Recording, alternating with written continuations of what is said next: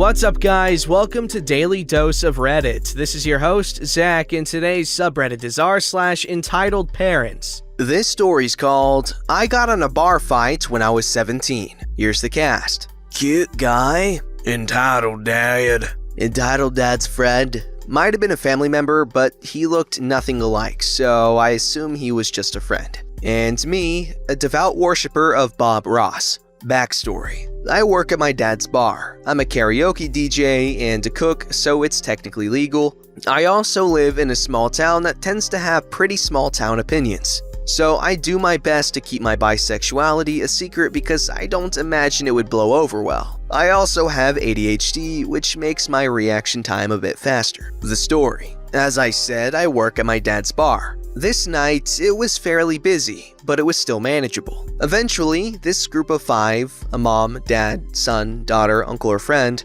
walks in and sits down at one of the tables. The son, cute guy, was good looking, had an amazing voice, and turned out to be a nice guy. When he walked in, I immediately noticed him and couldn't stop myself from staring at him. I did my best to do it discreetly so that nobody noticed, but it was kinda hard. Cute guy kept coming over to my little station by the bar to ask for songs for karaoke, and he'd usually stay and talk to me for a bit, which made me real happy. Eventually, he just completely took all his stuff from the table and sat at the bar by me so we could keep talking. Turned out, they had just moved into town and they had seen this place on the way in, so they decided to stop by. It also just so happened that he was gay as well. I tried to hide the amount of true joy I felt when he told me that. Everything was going great, until his dad saw us. His dad knew he was gay and didn't approve, so he was always trying to convert him to straight. He always got really mad when he saw a cute guy talking to guys. So his dad comes up to us and I can see him trying and failing to hide his rage. Hey, cute guy, what are you doing? Hey dad, this is OP. I was just talking to him about the town. Entitled Dad, through gritted teeth, says, Cute guy, we talked about this. What? Just because I'm gay I can't have male friends? This is a rural town in the Midwest. The chances of me getting with any guys here are slim to none.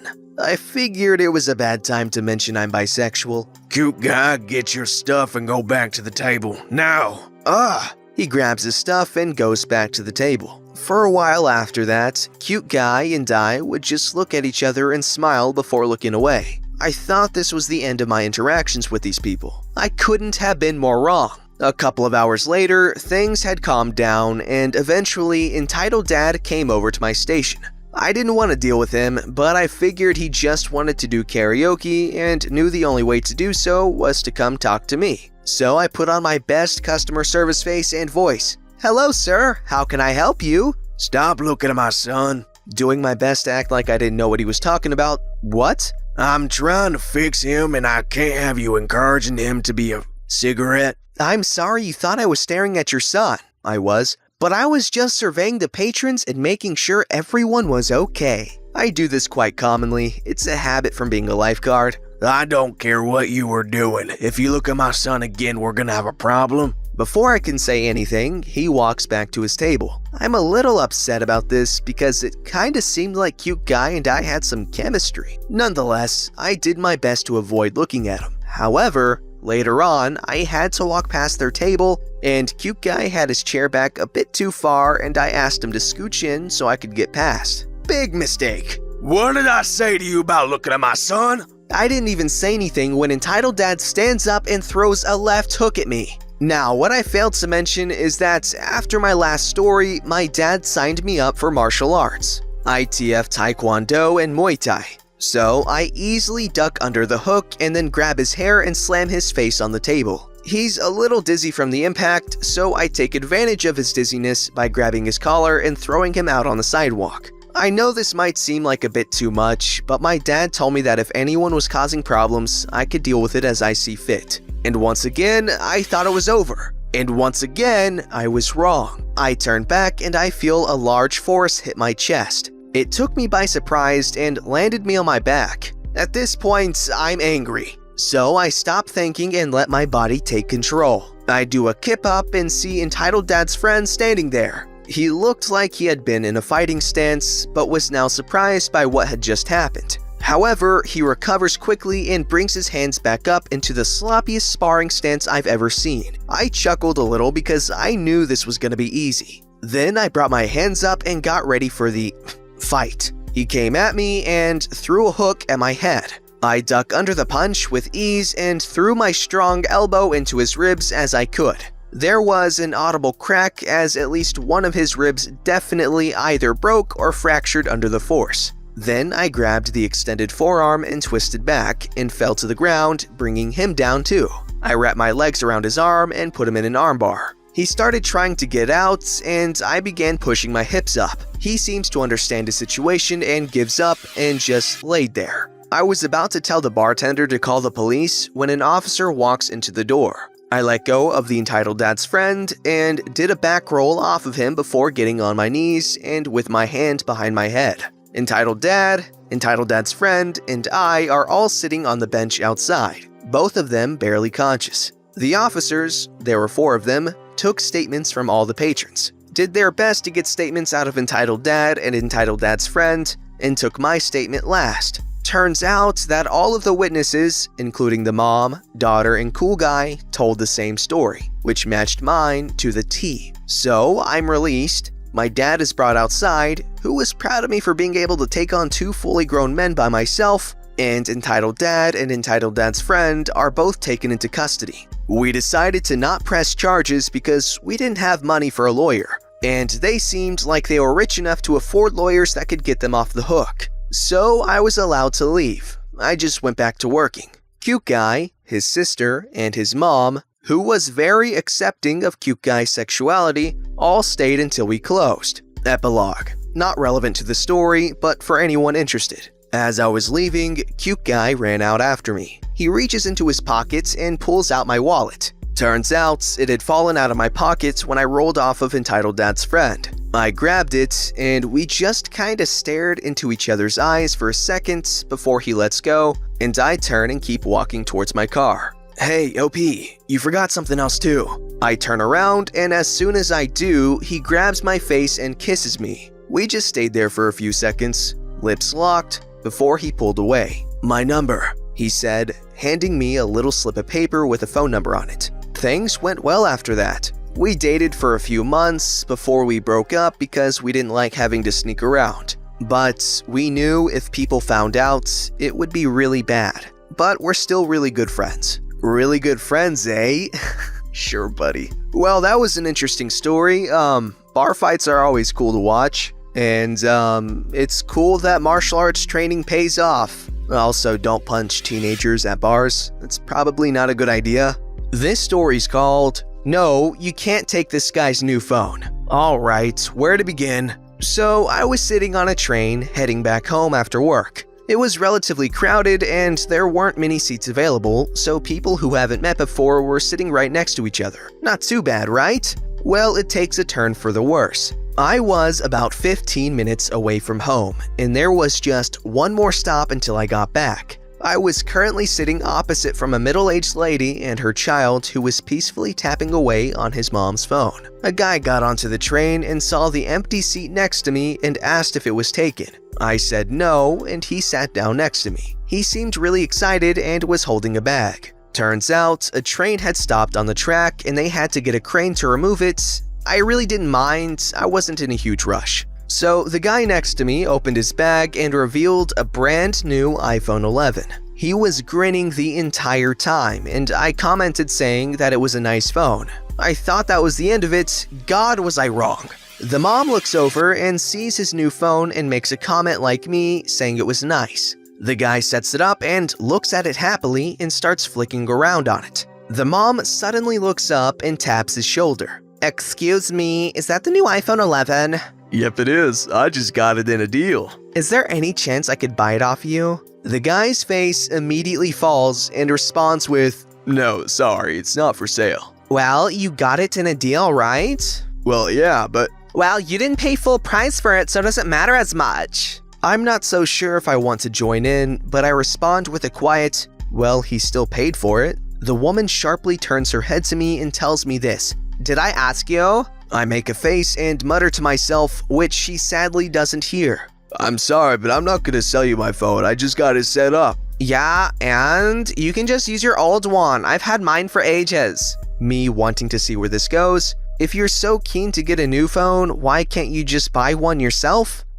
You don't understand anything, do you? She responds sharply. I understand that this guy rightfully doesn't want to sell you his phone. I was in an already annoyed mood, and this lady was being loud and disturbing me and other passengers, so I was getting angry. Are you the salesperson? No, you aren't, so shut up and do whatever the hell you were doing before. The kid finally pulls himself away and says, Why are you being so loud, mommy? I am so sorry for disturbing you, honey. You continue what you were doing before. She takes her eyes off her kid and looks back at us. You have disturbed my angel. How dare you? The guy says, You were the one that started this. By now, the train had stopped at the other station for people that needed to have a smoke break. I'm not going to be taking this from you. She then proceeds to grab her son by the wrist and pull him up, grabs her bags, and storms off. As she was leaving, she shouts over her shoulder, I will be reporting this. The guy with the new phone shouts back, For what? Hurting your feelings? On the journey back, I found out the guy's name was Caleb, and he was actually a really cool person, and that me and him share the same journey back. Thanks for reading. Nobody ever understands what not for sale means. That's so frustrating. But at least she left eventually. This story's called Entitled Mom Makes My Girlfriend Cry on Her First Week on the Job.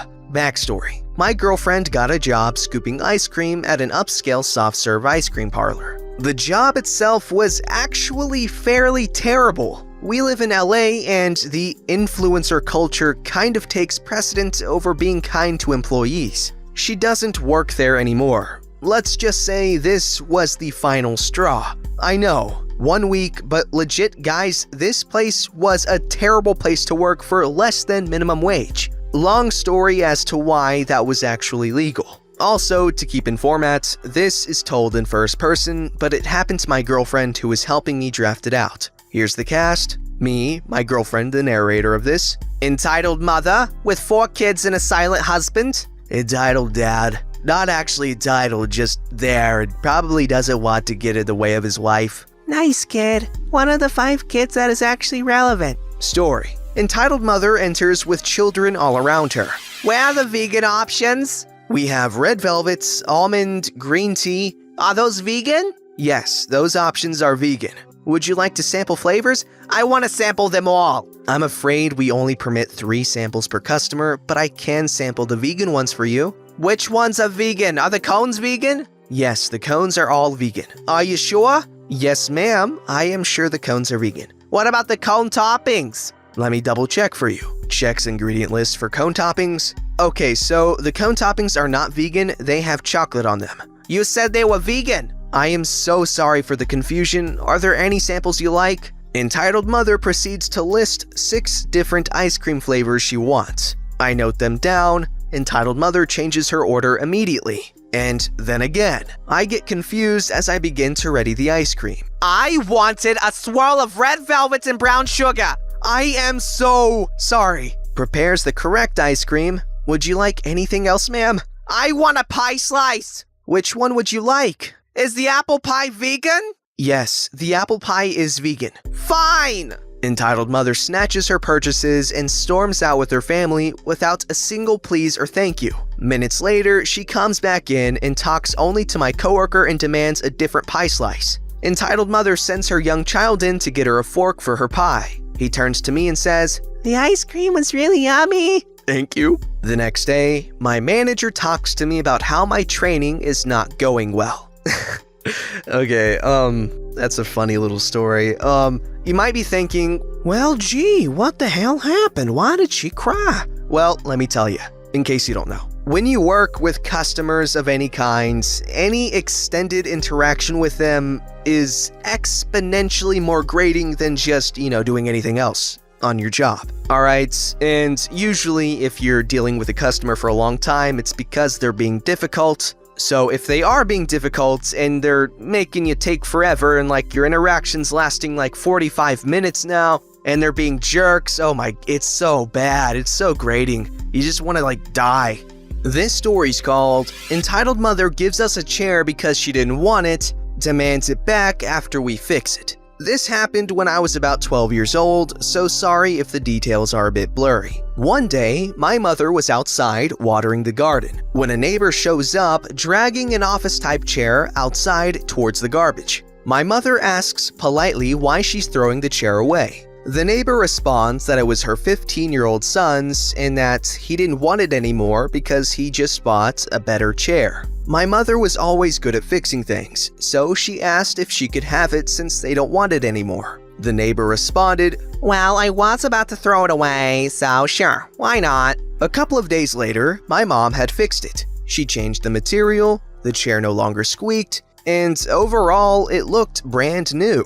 My parents were hosting a neighborhood barbecue that day, and she invited the neighbor who gave us the chair. The neighbor went to the bathroom, and when she came back, she told my mother, "Hey, I really like the work you did on the chair we gave you." "Thanks, I always love fixing old things like that." "So, can we have it back?"